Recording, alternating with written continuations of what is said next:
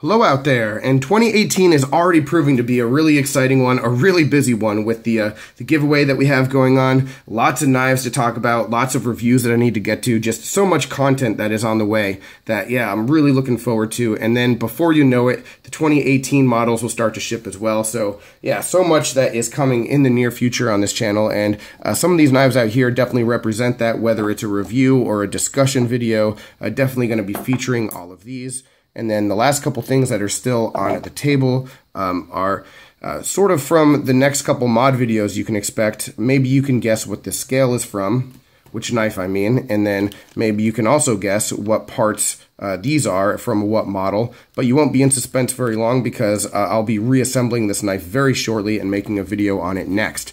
But today we're taking one last look back. One look back at 2017 because my buddy Paddy from Paddy's Potato Peelers did an open knife community challenge about what our most used knife of 2017 was. And I love those kind of videos. I love taking part in them. I love the discussion that's down below in the comments, hearing from all of you about what your preferences are. That stuff is really cool. But also videos like this lend themselves to finding other new channels. You know, finding other new creators, whether they're small channels or just really big ones that I've missed for a long time. Finding new ones that I can latch onto and start appreciating their content. So if you're someone who makes a video with this topic, definitely comment down below. Let me know. I'll go over, check out your channel, see what it's all about, and you know, that way more connection, and that's always a lot of fun. Alright guys, but for me, I have a couple knives to share with you today. It's not just one most used knife of the year, and the reason for that is that snap you heard comes from a Kershaw Dividend. But my most used knife of 2017 was the Dividend as a whole. It wasn't just this specific knife in front of you, because I had the, originally I had the Dividend with the glass-filled nylon handle scales, then I traded that up and I got the aluminum handle scales, and then near the end of the year, I got the M390 version. And all the Dividends are great. Obviously, I will prefer the M390 steel, but for EDC, any of the three were fantastic. And over the course of the year, I used them a lot. Those knives traveled with me just about everywhere I went. It was funny, every time I got into a car or got on a train or on a plane, whatever it was, anywhere I was traveling, I always seemed to have a Dividend in my bag.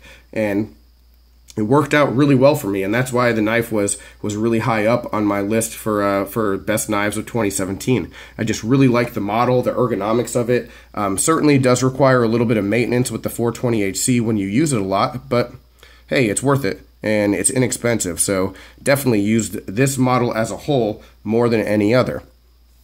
But the two knives specifically, the specific knives that I still own that I used the most in 2017, bringing them back out, are the Benchmade Mini Griptilian in D2 and the Ganzo F733.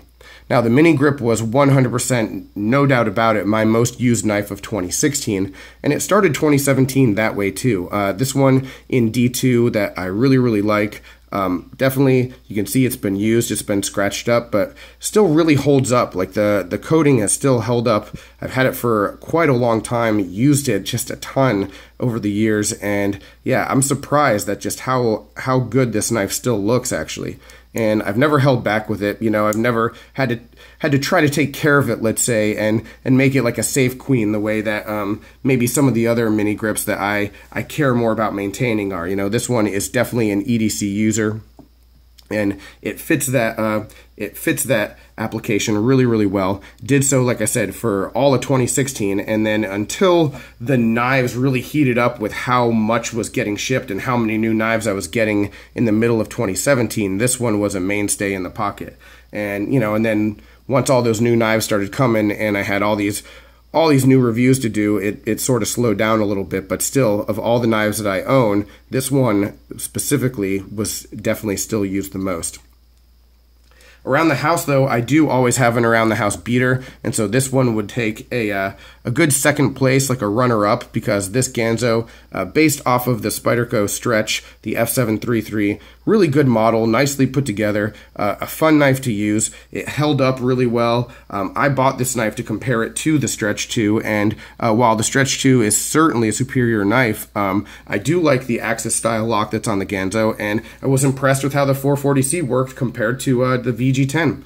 So yeah, I really like this knife, and this is the one that sort of just sits around on the countertop or on the desk, and anytime I need something like done around the house or need to break down cardboard, that's usually the one that I grab for. So yeah, very cool knife right there. So that is really it, guys. Those are the knives that I used the most in 2017. Certainly though, if we were talking about a model as a whole and not a specific knife, it would be, excuse me, this Dividend. All right, so the Dividend, again, a really great knife. Would love to hear what you think, love to hear your thoughts, and like I said, if you do make a video, let me know down below. Any other questions, comments, complaints, suggestions, would like to hear from you about that as well, and I will talk with you soon, guys. Have a good one.